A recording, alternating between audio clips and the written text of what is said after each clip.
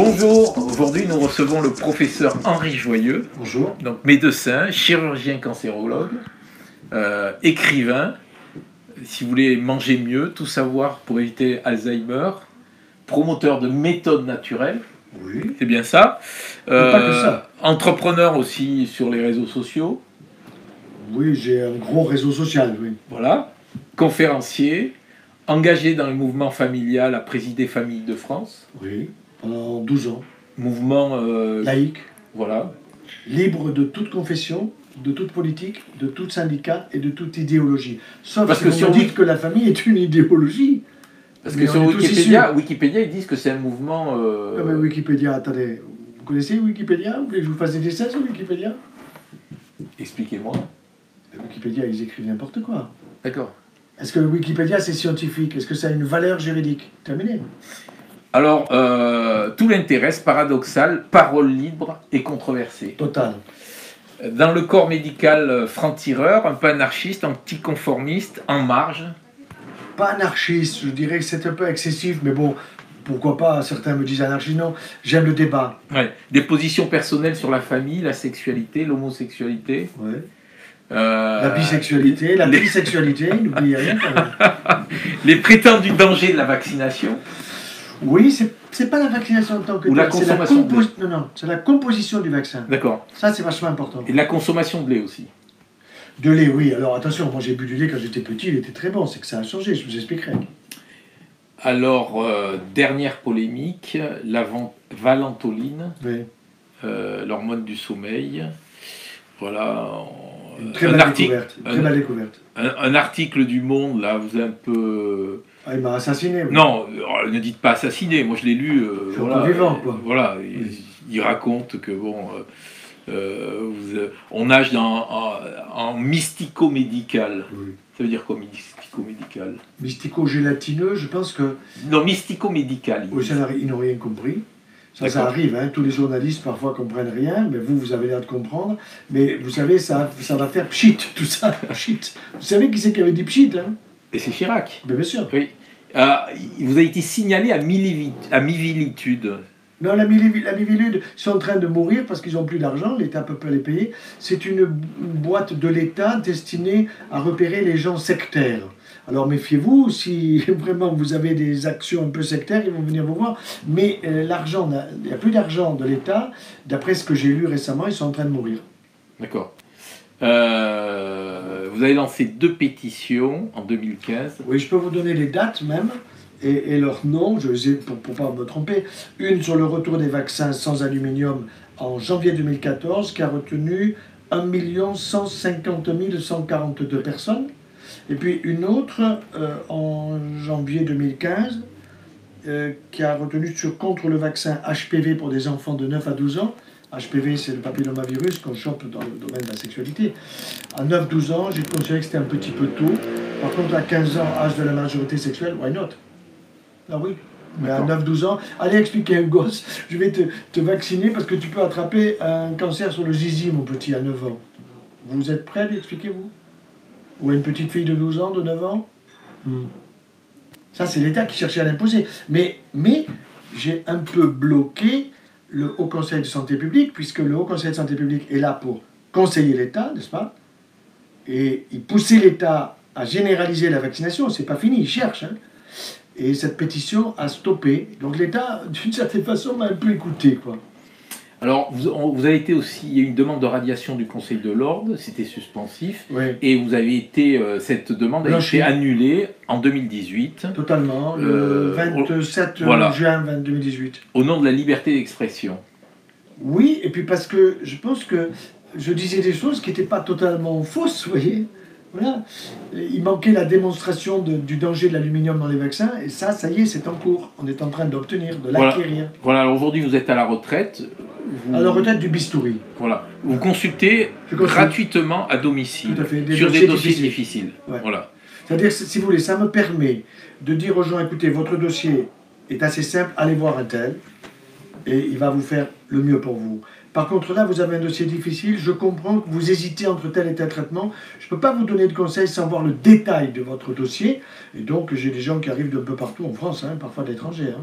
Donc vous êtes né en 45, 74 ans, 6 enfants, 18 petits-enfants. Oui, voilà, c'est pas fini même. Concernant l'avortement, vous dites j'étais pour une loi à la conscience de chacun. Exactement, c'est-à-dire supprimer la loi qui poursuivait les femmes qui vivaient ces choses épouvantables et que tout simplement, ça soit à la conscience de l'homme, de la femme et aussi du médecin. Qu'il n'y ait pas de loi, tandis qu'est-ce qu'on a fait, on a rendu ça tellement facile que quand même, ça fait beaucoup d'enfants, quoi. Quand l'enfant est issu d'un viol, c'est une autre affaire, vous voyez. Quand il y a une très très grave anomalie, ça c'est une interruption médicale de grossesse, là on peut comprendre. Mais le nombre d'enfants normaux qui sont partis à la poubelle, ça me fait un peu mal, quoi. Et vous dites aujourd'hui, donc les dangers, vous n'y allez pas de main morte, là vous dites aujourd'hui les dangers sont souvent en blouse blanche. Oui.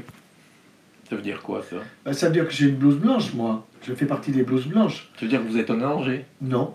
Ça veut dire, non mais vous avez bonne question. Ça veut dire que dans les blouses blanches aujourd'hui, on est obligé de faire de la distinction, du discernement.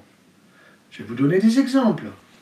Vous allez voir tel ou tel médecin qui vous dit, madame, je fais exprès de prendre un terme, une dame si vous voulez, vous avez quel âge? Vous avez 48 ans, ouh, vous avez des bouffées de chaleur. Elle vous en balance... la personne, le médecin, vous balance une bouffée de chaleur de trouille. Vous allez avoir de l'ostéoporose, vous allez finir en fauteuil roulant. Il faut vous filer un traitement. Ça, c'est une blouse blanche dangereuse. Vous comprenez ce que je veux dire? Et qu'est-ce qu'il y a derrière? Qu'est-ce qu'il y a derrière, d'après vous? C'est pas Monsanto. C'est un laboratoire pharmaceutique qui est marié à Monsanto. Il s'appelle comment? Bayer. Vous irez regarder sur Internet qui c'est Bayer.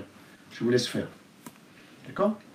Eh bien, cette blouse blanche qui prescrit ce traitement à une femme de 48 ans, de 50 ans, de 52 ans, je suis désolé, je ne suis pas d'accord pour des raisons de santé pour cette femme. Sauf exception, il y a des exceptions qui confirment la règle, qui peuvent être une vraie indication, mais pas généralisation, certainement pas. Donc aujourd'hui, vous êtes controversé même dans le milieu médical.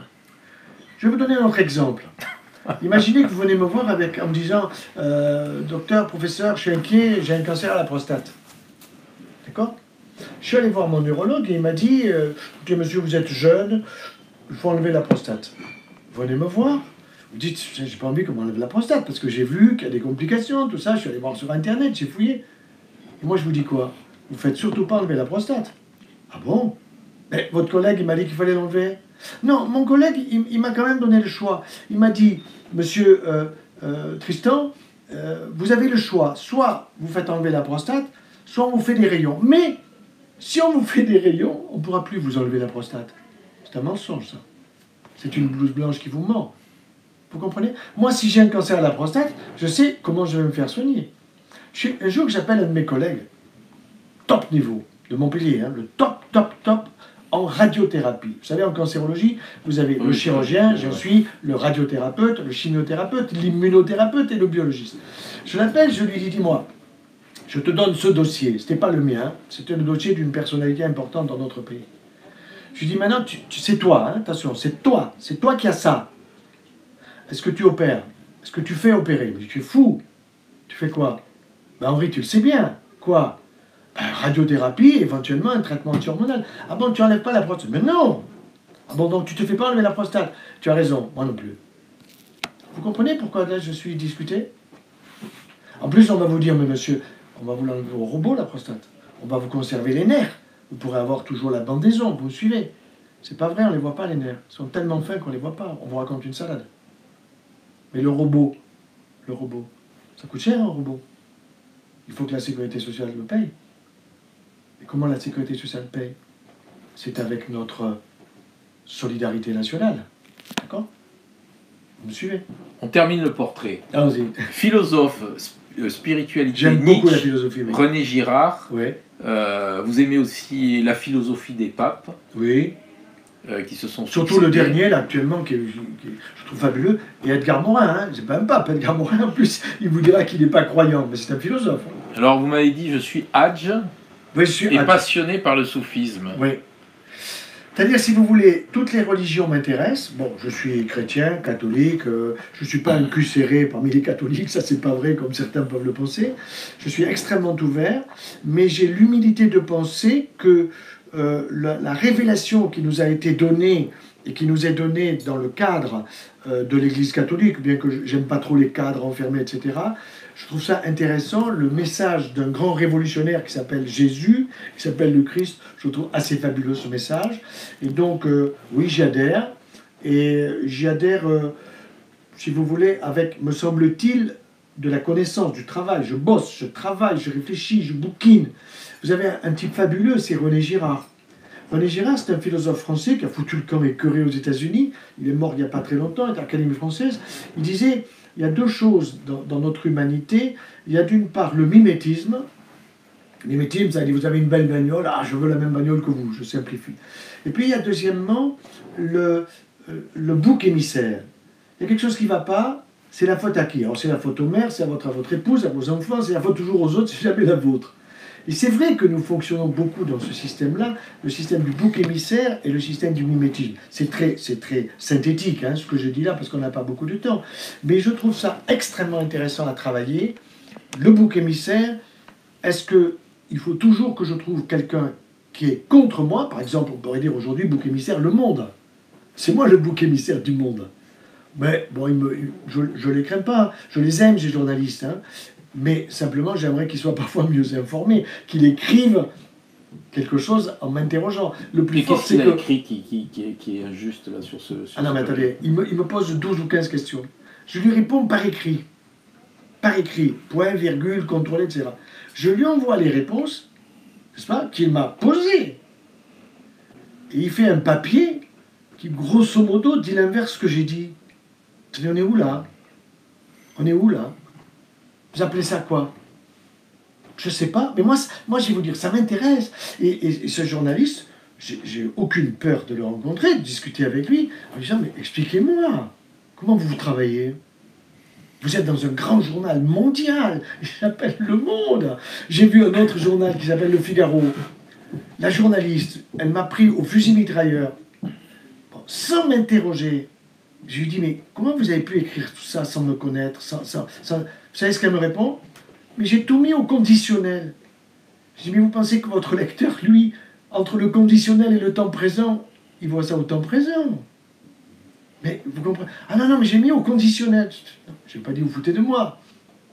Vous voyez? Mais bon, je suis lucide. Et comme je travaille beaucoup, je dors bien, j'ai un bon sommeil réparateur, je ne suis pas malade, parce qu'il m'a demandé si j'étais malade, le journaliste du Monde.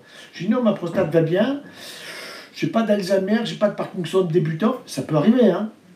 Je ne connais pas l'avenir. Pour l'instant, tout va bien, Inch'Allah. Hein. Alors, ma question c'était sur le soufisme oui, et Hadj. Ah oui, alors je vais vous dire, j'ai fait 2 ans de Maroc, et vous allez comprendre. 2 ans de Maroc où je me suis intégré totalement à la population. Je suis né en 45, vous voyez, c'était en fin novembre 68, je suis resté jusqu'en 70. J'ai été jeune chirurgien à Tanger, j'avais un patron qui était un Belge, qui avait l'âge que j'ai aujourd'hui, un peu plus jeune que moi, un type absolument génial qui m'a beaucoup appris. Et il m'est arrivé un jour, c'était un 29 janvier 1969, je dormais à 3h du matin, je n'étais pas en boîte de nuit, je dormais, et puis l'infirmier tape à la porte, tout vite, viens vite. J'ai dit, qu'est-ce qui se passe? Viens vite. Bon, dans ces cas-là, vous êtes en pyjama, vous mettez la blouse sur le pyjama, les babouches, et puis je descends, j'ai 20 marches, et j'arrive aux urgences, qu'est-ce qui se passe? Et je vois un type qui hurle, il s'était pris un coup de couteau là. Ça s'appelle la zone précordiale. Il y avait une plaie importante, et je regarde de l'autre côté pour voir si ça a traversé. Bon, il hurlait de peur, ce que je comprends, dans sa langue, il était d'origine marocaine, n'est-ce pas? Et je dis aux infirmiers, je vais l'examiner. Et ils n'arrivaient pas à l'allonger, ce que je ne comprenais pas sur le moment. Pourquoi ils n'arrivaient pas à s'allonger? Je vais comprendre. Ils le tiennent par les mains et par les pieds, parce que je le leur demande, ils l'allongent, et là, il meurt devant moi. Ça veut dire quoi? Ça veut dire que je vois apparaître une mydriase. Quand vous avez une mydriase, ça veut dire que vos pupilles, à yeux ouverts, vous soulevez, le pouls, il n'y en a plus. Le pouls, il n'y en a plus. Le cœur, il ne bat plus. Il est mort. Moi, là, je suis né en 45, je suis en 69, vous calculez l'âge. Qu'est-ce que je fais? Un jeune chirurgien comme ça, il prend le malade dans les mains, je le prends dans mes bras, je fais 10 mètres, je vais au bloc opératoire, je dis à l'infirmier, ouvre-moi la porte. Il me dit, tout bip, j'ai pas la clé, je m'en fous, défonce la porte. Il défonce la porte. Je mets le gars sur la table, passe-moi un bistouri. Je prends le couteau, je lui fends le thorax entre deux côtes. Je n'ai pas passé la bétadine, je n'ai pas passé tout ça. C'est interdit de faire ça. Il est mort. Je rentre dans son thorax sur le côté gauche, je me prends un flot de sang sur mes babouches blanches qui deviennent toutes rouges, et je vais chercher son cœur entre deux côtes. On peut passer. Je prends son cœur, et voilà qu'il se met à fibriller. J'arrive à l'attraper, il se met à fibriller. Fibriller, ça fait ça. Vous voyez? Ça fait ça. Et je dis, mon père m'avait appris une technique fabuleuse, il m'a dit, tu prends le sang dans le thorax, tu prends dans la seringue, tu le donnes à l'infirmier, ça c'est une méthode russe de Komarov, je ne sais pas qui, et tu injectes ça. L'infirmier fait ce que je lui dis, et tout d'un coup, le cœur se met à battre, comme le vôtre, comme le mien qui bat en ce moment. Purée, s'il bat, c'est que ça repart, c'est que la vie repart.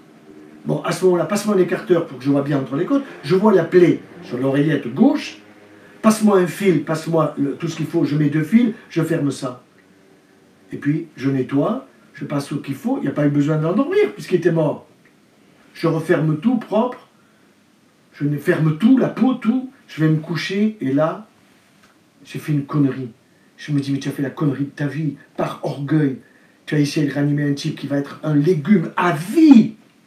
Je ne peux pas dormir. 6h30 du matin, je me relève. Je vais à la salle en face de la salle d'opération. Le gars, il était assis. Il me dit, Toubib, comment tu vas? D'accord? Ça veut dire quoi? Ça veut dire que mes infirmiers, toute l'équipe de chirurgie, il m'a fait une fête que je ne comprenais pas sur le moment. Ils m'ont offert une djellaba blanche, le tarbouche, les souquettes blanches, etc. Ils m'ont dit, tu es Hadj. Pourquoi je suis Hadj? Parce que dans le Coran, à la sourate un tel, il est écrit que quand tu sauves un musulman, c'est comme si tu les as tous sauvés. C'est comme si tu étais allé à la Mecque. Je ne suis pas allé à la Mecque. Et donc j'ai lu le soufisme. J'ai lu le plus grand soufi que j'aime aujourd'hui, je vous le dis, hein, il s'appelle Abdelkader. Je peux vous parler des heures sur Abdelkader. J'ai fait des conférences sur Abdelkader, devant des Algériens, des Marocains qui pleurent parce que je leur parle d'Abdelkader comme un très grand homme qui aurait dû avoir le premier prix Nobel de la paix. Vous entendez? Il aurait dû avoir le premier prix Nobel de la paix. Celui qu'il a eu en 1901 ou 2, c'est Henri Dunant, ok. Mais celui qui a créé le droit humain international bien avant Henri Dunant, c'est Abdelkader en 1800, je ne dis pas de conneries, 48 ou 68. Quand il a protégé les soldats français qui étaient attrapés par Sasmala. Vous voyez, je suis un passionné, vous le sentez. Voilà, donc je vais vous parler du prochain numéro de La Glorieuse, le 856. Oui, c'est le 850e. Comment? C'est le 850e numéro, alors. Le 856e. 6e, voilà. Donc nous, on attaque sur la promotion immobilière, le prix du silence. Ah. Voilà, Jean-Christophe Rivière, un promoteur que nous avions il y a quelques semaines à votre place, s'explique sur l'ajournement de la sortie de son livre. Ah. Parce qu'il devait écrire un livre sur les dessous de la promotion immobilière à Montpellier. D'accord. Voilà. On revient aussi sur Tariq Ramadan, qui a déboussolé les musulmans d'ici. Oui, ben, il y a de quoi. Je l'ai rencontré une fois, figurez-vous, au Festival de musique sacrée. J'ai été souvent invité au Festival de musique sacrée à Fès et au Festival de culture soufie. D'accord. Et je l'ai rencontré en tête-à-tête, on a dîné ensemble, et il y avait une ambassadrice du roi à l'époque, Hassan II, ou non, peut-être Mohamed VI, je ne sais plus, qui l'a allumé, je ne vous dis pas. Il l'a allumé en lui disant, mais Tariq, tu t'adaptes à ceux qui viennent t'écouter, tu dis ça, puis tu dis l'inverse, etc. Moi, je buvais du petit lait parce que bon, j'ai discuté avec lui de manière sympathique, hein, courtoisement, entre humains. Je ne l'ai pas interrogé, ni sur quoi que ce soit du soufisme, etc. Mais j'ai vu que c'était quand même une pointure intellectuelle, incontestablement. Bon, maintenant, qu'il soit un cavaleur au niveau des nanas, ça ne me regarde pas. Qu'il est violé, qu'il n'est pas violé, c'est pas moi qui juge, j'ai la justice qui fera son boulot. Mais c'est incontestablement une pointure intellectuelle, ça, il n'y a pas de doute. J'ai pas lu de livre de lui, pour être très honnête. Mais bon, voilà, j'observe et on va voir ce qui va se passer. Hein. Donc, un autre sujet dans le prochain numéro, sur le recul des libertés fondamentales, très inquiétant. Très inquiétant. La liberté de parole. La liberté, en fait, toutes les libertés de manifester, Le manifester, Voilà. je sais pas si... Vous pensez qu'il y a je sais pas. Il a fait manifester? Mais dernièrement, il y a une jeune fille là, qui s'appelle Camille Allu qui a été déférée au tribunal. Qu'est-ce qu'elle a fait? Elle participe à une manifestation. Enfin Ah bon, vous lirez je lirai, le sujet. Ça m'intéresse. Ensuite, investiture municipale. Donc un courrier à Carole Delga, l'indécision Montpellier-Rennes. L'AREM a comme vrai objectif les municipales. Et ensuite, un article de Donato Pelayo sur la mutinerie sanglante à bord du Fédris Arca, une histoire que personne connaissait, je pense. Ah bon, c'est un bateau qui est parti de Sète, qui devait aller en Amérique du Sud, Quelle année? en 1787. Ah bon? Il y a une énorme mutinerie, et en fait, les mutins sont rentrés, et il y a une personne qui a trouvé bizarre qu'il n'y ait que 5 personnes qui rentrent, et qui a fait une enquête, et ils ont 5-10 ans après, ils ont trouvé qu'il y avait une mutinerie dans ce bateau. Voilà. Donc Henri Joyeux, est-ce que vous lisez La Glorieuse? Bah écoutez, j'ai commencé à le lire. Très honnêtement, je ne vous connaissais pas, mais vous avez un nom qui m'a plu. Bah, vous savez que je suis joyeux, moi, 24 heures sur 24. Oui, voilà. Je ne suis pas glorieux, mais La Glorieuse, ça m'a plu, quoi. Une concordance, on va dire. Et surtout, j'ai vu une de vos collaboratrices qui est venue me filmer à la sortie d'un train à Perpignan pour une grosse télé, en direct. Vous pouvez dire BFM le TV. nom de la télé, hein. Vous pouvez dire le nom de la télé. BFM TV, Voilà. ouais, BFM TV, ouais. Et là, Alors, au moins, le journaliste, il a été clair, il m'a posé 3 questions. Je l'ai aimé, et j'étais en direct, donc c'est pas les autres télés où ils vous coupent en tranches fines. Hein. D'accord. Donc vous êtes médecin, comment définiriez-vous La Glorieuse, d'après ce que vous voyez, l'ambiance? Est-ce que c'est un peu l'humour carabin? Carabin, je sais pas, mais c'est le canard enchaîné du coin quand même. Voilà. Parce que vous ne vous occupez pas que des médecins. Vous Non, occupez non, de non, l'immobilier, non, vous non, occupez- oui. vous- On s'occupe surtout de politique. en fait. et de politique aussi, oui. Oui. Mais je serais inquiet si vous étiez dans les extrêmes. Les carabins sont dans les extrêmes? Non, c'est pas ça que je veux dire, mais si vous étiez dans des extrêmes, vous comprenez, extrême Ah, les droite, extrêmes, extrême oui, gauche, d'accord. ou des extrêmes politiques. Par contre, je vais vous dire, moi je ne considère pas Mediapart comme extrême. Hein. Je suis abonné. Vous voyez, ça peut choquer certains. Certains disent, mais tu es fou, mais ça fait 3 ans que je suis abonné à Mediapart. Et j'apprends beaucoup de choses. Hein. Et maintenant, c'est La Glorieuse. Mais La Glorieuse, c'est plus la région. Vous faites toute la région, non? On fait... Vous arrivez à Toulouse et à Bordeaux? Oui, oui. Ah, quand même, ouais, d'accord. Pas Bordeaux, mais Toulouse. D'accord. La région s'arrête à Ah Toulouse. oui, elle s'arrête à Toulouse, vous avez raison. Alors, je vais vous poser 2 ou 3 questions Allons-y. d'actu. Alors, sur la manif d'hier, contre la PMA, est-ce qu'il y a une polémique sur les chiffres? Je ne sais pas si vous avez vu. Oui, j'ai vu les uns disent 300 000, les autres 70 000, les autres... Non, je vais vous dire. Alors là, pour Est-ce les que ça chiffres- fait pas passer le combat comme celui quelque chose d'arrière-garde, le combat sur les chiffres? Non, je pense que le combat sur les chiffres, d'abord, il y a des mensonges permanents. Ceux qui organisent, ils vous multiplient les chiffres par X, et ceux qui ne veulent pas ou qui sont contre, ils vous le divisent. Moi, je l'ai vu au moment où il y avait les grandes manifs pour tous, où il y avait pour moi des millions de gens dans la rue, ou des centaines de milliers, et où ils ont dit 300 000, puis après 250, puis 400 000, ils ont dit n'importe quoi. On a su ensuite par des gens de la CGT que ça avait été des ordres qui venaient de chez Papa Hollande. Hein. Mais je pense que là, Hollande, il a fait une connerie, et je crains que l'actuel fasse la même bêtise. Hein. La même bêtise. Hein. Quel genre de connerie? La connerie qu'il a faite, c'est tout simplement d'avoir forcé les Français à une vision personnelle qui ne le regardait pas. Qu'il ait fallu faire certainement le contrat d'union civile, c'était indispensable pour des personnes vivant ensemble et ayant du même sexe. Par contre, vous avez compris, je pense, que le mariage était pour avoir des gosses. C'était pour ça uniquement le mot mariage.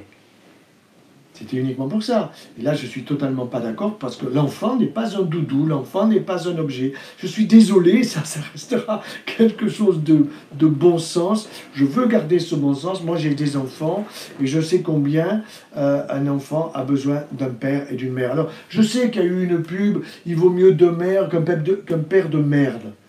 Et ça veut dire quoi, ça? Tous les pères sont des pères de merde? Il vaut mieux deux pères qu'une mère de merde. Mais ça veut dire quoi, ça? Qu'est-ce que c'est cette façon de concevoir la paternité ou la maternité? Enfin, je sais pas. Moi, ça me fait réfléchir. Je me dis, il y a des gens qui vont pas bien, quoi. Ils sont blessés. Je vais vous dire, la clé de tout ça, ce sont des blessés dans la famille. Et c'est vrai que quand vous êtes blessé par votre papa, par votre maman, par votre grand-père, par votre frère, je sais pas qui vous voudrez, vous avez de quoi avoir la dent dure. Je le comprends, tout ça.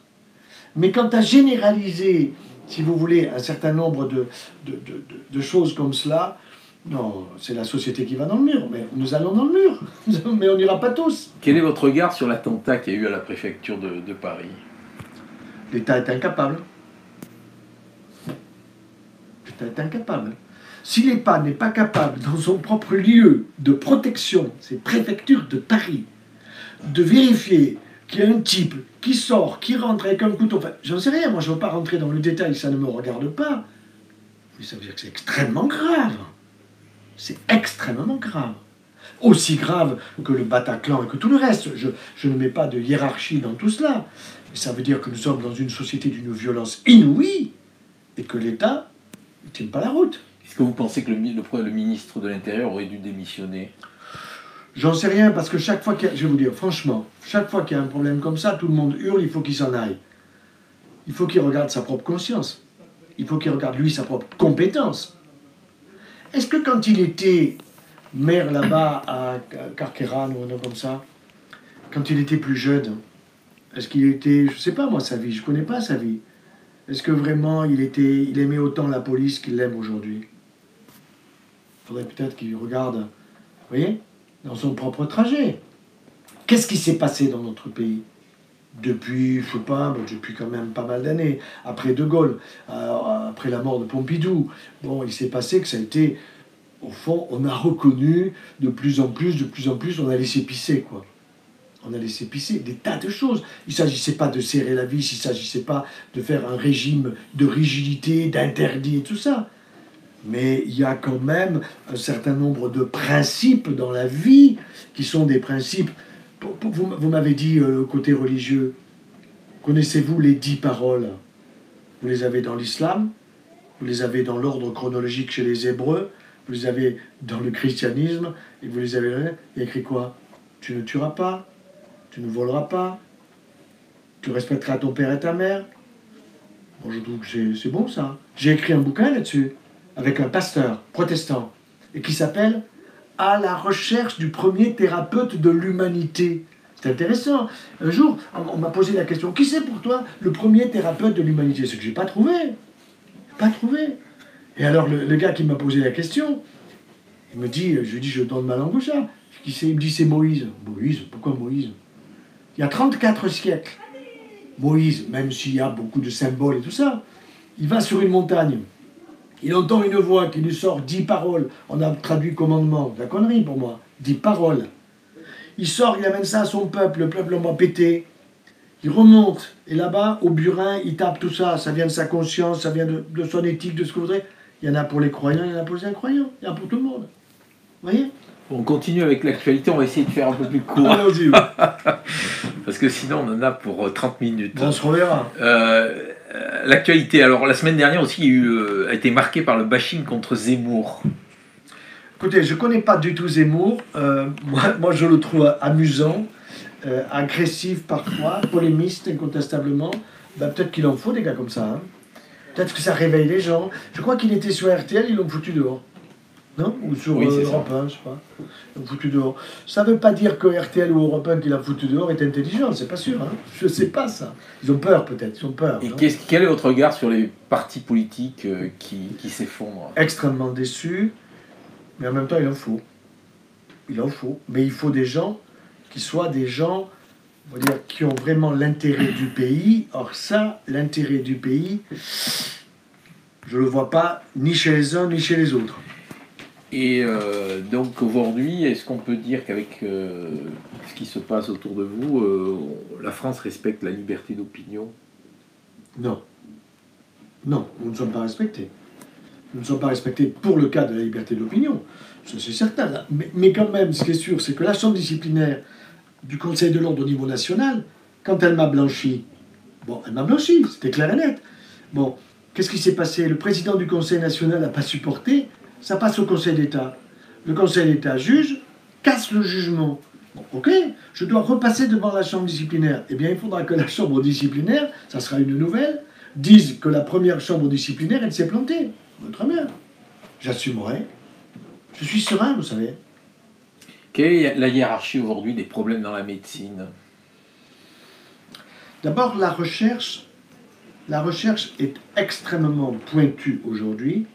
Et c'est vrai que nous avons aujourd'hui des découvertes en cancérologie, en particulier en immunologie, d'une extrême importance. Je suis passionné par l'immunologie. Étant cancérologue, l'immunologie est dedans. Je suis pas... Moi, le bistouri, ça m'a jamais suffi. Hein. Je m'intéresse à la radiothérapie, à la chimie, à l'immunologie. Donc, l'immunologie aujourd'hui fait des progrès considérables. Les derniers prix Nobel, d'ailleurs, sont là-dessus. Il y a des gros progrès en technologie, c'est-à-dire ma miniaturisation. Par exemple, on peut opérer aujourd'hui une maman qui a un bébé qui a une anomalie congénitale dans le ventre maternel. Aujourd'hui, on peut opérer et sauver cet enfant dans le ventre maternel alors qu'il n'est pas né, qui n'a pas de prénom parce que le cordon n'est pas coupé. Vous voyez, ça, c'est des progrès absolument considérables pour lesquels je suis totalement admiratif. Vraiment. Quel est le lien aujourd'hui entre l'engagement citoyen et l'éthique médicale? Entre mon engagement citoyen, Ouais. Moi je suis un citoyen à part entière, passionné par le domaine du bien commun, passionné par le domaine politique, mais en même temps j'ai fait un choix qui est un choix vers la santé. J'ai choisi la cancérologie parce que c'était une discipline très large. Vous avez les enfants, les adultes, les personnes âgées, vous avez jusqu'à la mort. On guérit que la moitié des malades. Attention, on raconte beaucoup de salades là-dessus, hein, sur les guérisons. On pourrait guérir beaucoup plus par la prévention, du moins éviter, prévenir le cancer, mais ça, les gens en parlent mais ne font rien. Et quant à l'éthique, je dirais aujourd'hui, elle est problématique. Hein. L'éthique est problématique. Ça vient du fait, je vais vous donner un exemple très précis. Aujourd'hui, beaucoup de malades qui sont dans les hôpitaux sont tirés au sort. Vous entendez? Tirer au sort. Ça veut dire quoi? Randomiser. Si je vous dis randomiser, que vous connaissez le mot, vous traduisez, c'est tirer au sort. Admettons que vous allez au centre anticancéreux à Montpellier, à Bordeaux, vous voyez, dans les 22 centres anticancéreux, et vous avez un cancer rare. Il y en a de plus en plus. Hein. Bon. Eh ben on va vous dire, écoutez monsieur, voilà le traitement, on a fait tout le diagnostic, le bilan d'extension, le traitement c'est A ou B, mais on va vous proposer de rentrer dans un protocole thérapeutique. Et donc, l'attachée de recherche clinique va vous présenter un dossier avec 15 pages, vous n'y comprenez rien, c'est trop compliqué. Mais elle vous dit, je repasse demain, et demain, elle repasse, et elle vous dit, ben voilà, vous signez que vous acceptez ce protocole. Ça veut dire quoi? Ça veut dire que c'est pas vous, c'est vous qui êtes responsable, vous avez signé. Quoi? Un truc que vous ne comprenez pas. Ça s'appelle de la randomisation. Je ne suis pas contre les randomisations, mais elles sont généralisées. Pourquoi? Parce que les laboratoires pharmaceutiques utilisent les hôpitaux, les centres anticancéreux et les cliniques pour utiliser les malades comme des cobayes. Je suis clair là. Hein. C'est pas de la... Et ça, c'est parce qu'il y a une loi, et mon collègue, le professeur Hurier, avait fait une loi de bioéthique, et je pense qu'il n'en a pas vu les dangers, et nous y sommes en plein. Donc je ne suis pas contre la randomisation, mais la randomisation aujourd'hui, elle est excessive, parce qu'il y a du fric derrière. D'accord ? Est-ce que vous réfléchissez à un engagement politique comme par exemple votre collègue, votre confrère Sultan là, qui est dans la liste? Je sais pas. Sultan veut s'engager politiquement? Oui. Je sais pas, dans quoi? Il s'engage à Montpellier Chez qui? Chez Michael Delafosse. Je connais pas moi. Vous connaissez pas? Delafosse, c'est pas un gars de la mairie ça? Il était avec Fresh, non? Oui, il était avec Fresh. Non. Moi, je ne m'engagerai pas. Ils étaient tous avec Fresh. Si je m'engageais, je vais vous dire, je m'engagerai pas. Il y en a un qui me plaît. D'abord, je n'ai rien contre le maire, honnêtement. Je l'ai rencontré plusieurs fois. Je n'ai rien pour, je n'ai rien contre. Mais il y en a un qui me plaît, c'est Altrad. D'accord. J'ai parlé avec lui, il est soufi. Hein. Il est soufi. Je pense que c'est une pointure, ce gars-là. Hein. Il est arrivé à Montpellier, il ne parlait pas un mot de français. Hein. Oui. Vous avez lu son premier bouquin là, sur sa vie? Je vous le conseille. Hein. Moi, je l'ai dégusté, vraiment. Alors, je ne dis pas que je ne ferai pas campagne pour lui, je m'en fous, c'est pas le problème. Mais cet homme m'intéresse. Voilà. D'accord. Est-ce que vous classez donc plutôt comme politiquement incorrect ou un lanceur d'alerte? Lanceur d'alerte. Et j'ai pas fini de lancer les alertes. Parce que lorsqu'on réfléchit un petit peu, si on prend l'exemple de la chimie, au départ c'était bien, et maintenant ça tue le vivant. J'ai pas compris. La chimie. La chimie peut tuer le vivant, bien sûr. Enfin, aujourd'hui, tous les pesticides, on parle que des pesticides qui tuent le vivant. Ben, le glyphosate, il faut donner un verre à la ministre tous les matins. Du glyphosate. Oui, et alors, au président de la République. Donc aujourd'hui la chimie, est-ce qu'il n'y a pas des dérives aujourd'hui avec justement... Bien sûr. Il y a une dérive grave. Et là, si vous regardez de très près les problèmes de pesticides, etc., c'est extrêmement présent dans l'environnement et parmi les causes du cancer. Je dis bien les causes, parce que vous n'avez pas qu'une seule cause. Par exemple, pour la typhoïde, vous avez un élément à l'origine de la tuberculose, le bacille de corps, bon, là c'est clair. Pour le sida, le virus du sida. Mais pour le cancer, c'est multifactoriel. Vous avez l'alimentation, vous avez la respiration, le tabac, vous avez le stress qui joue un rôle, vous avez l'environnement, vous avez des tas de choses, vous avez la génétique, vous voyez, c'est multifactoriel. Si vous prenez le cancer du sein, nous sommes dans l'octobre rose, il y a au moins 10 causes dans le cancer du sein. On peut commencer à les classer, mais il ne faut surtout pas que les femmes le sachent. Nous sommes noyés, c'est un fléau social, le cancer du sein. Je dois donner une conférence prochainement à Caen sur la prévention du cancer du sein et de la prostate, car le sein est à la femme ce que la prostate est à l'homme. Hormonodépendant, d'accord? C'est pas au même endroit, ça n'a pas les mêmes fonctions, d'accord? Mais nous sommes noyés de cancer de la prostate et noyés de cancer du sein aujourd'hui. Les causes sont tout à fait différentes pour l'un et pour l'autre. On va terminer par la question chapeau, s'il vous plaît. Allons-y. Vous choisissez et vous nous lisez. D'accord.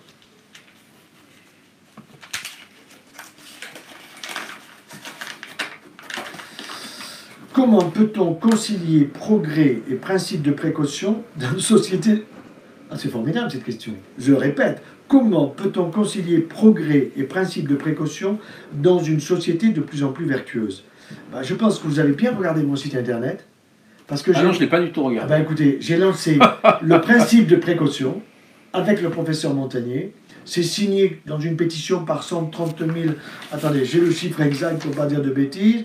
Principe de précaution en matière de santé dans la Constitution. C'est signé actuellement par 156 890 personnes. Mais c'est incroyable que vous sortiez ça. Donc je répète, principe de précaution en matière de santé dans la Constitution. S'il y avait le principe de précaution... Je ne pose pas cette question. Moi. Je dis, comment peut-on concilier principe de précaution dans la société et progrès? Mais bien sûr qu'on peut... S'il y avait eu principe de précaution, l'histoire du Mediator, il ne serait pas là. Il n'y aurait jamais eu d'histoire du Mediator. Jamais. Le Mediator, il avait une fonction précise. Le problème, c'est qu'on a élargi l'indication. C'est toujours pareil, c'est-à-dire un médicament, il a une indication comme celle-là. Très bien, elle n'est pas très grande, mais c'est utile. Si vous pouvez élargir l'indication à 3 autres maladies, vous allez faire du beurre. Hein. Mais vous, dans votre cas, là, principe de précaution, là, j'imagine que l'État, le ministère de la Santé, il vous dit par rapport à vos patchs pour dormir. Mais il ne sait rien sur le sujet. Le problème, c'est ça, c'est qu'il ne nous a pas interrogé. Il ne nous a pas interrogé. Quand vous avez quelque chose qui se passe comme ça, vous allez voir les gens, qu'est-ce qui se passe? Vous les convoquez, vous leur dites qu'est-ce qui se passe. D'accord? Bon, donc nous avons répondu, nous sommes dans la transparence la plus totale. Transparence, vous savez ce que c'est la transparence? C'est la transparence. Nous n'avons absolument pas peur d'aller devant la justice. Ils vous ont interrogé? Ils vous ont interrogé sur ces ils ont posé des questions. Ils ont posé des questions au professeur Jean-Bernard Fautignon, qui est lui celui qui a découvert cette hormone du sommeil. Il a répondu à l'Agence nationale de sécurité du médicament le 22 juin 2019, donc c'est quand même pas très vieux. Il a répondu d'une manière claire, d'une manière absolument nette. Bon, ils veulent faire des procès, mais qu'ils fassent des procès. Qu'ils fassent des procès. Voilà, donc qu'est-ce qu'il faut faire pour que la société, pour ce principe de précaution, vous savez, dans une société vertueuse? Parce que bon... Vous avez interrogé récemment Vincent Biolès. Il a eu une phrase très intéressante sur les artistes. Les artistes, les chercheurs, il n'a pas dit les chercheurs, moi j'ajoute les chercheurs, foutez-leur la paix. Foutez-leur la paix. Par contre, demandez-leur de faire fonctionner leur conscience. Leur conscience. C'est-à-dire, il n'y a pas besoin d'aller baliser avec de l'éthique qui permet, qui autorise, qui interdit, etc. Parce qu'aujourd'hui, les lois de bioéthique sont des lois qui sont destinées à élargir tellement la chose que vous ne jouez plus sur la conscience des gens. Vous comprenez? C'est ça qui est grave. Donc moi je dis, sur des sujets qui touchent, si vous voulez, à la conscience, il faut laisser faire la conscience. Voilà. Très bien, sur ces mots, je vous remercie. Avec plaisir. Merci à vous. Je trouve que vous m'avez très bien interrogé.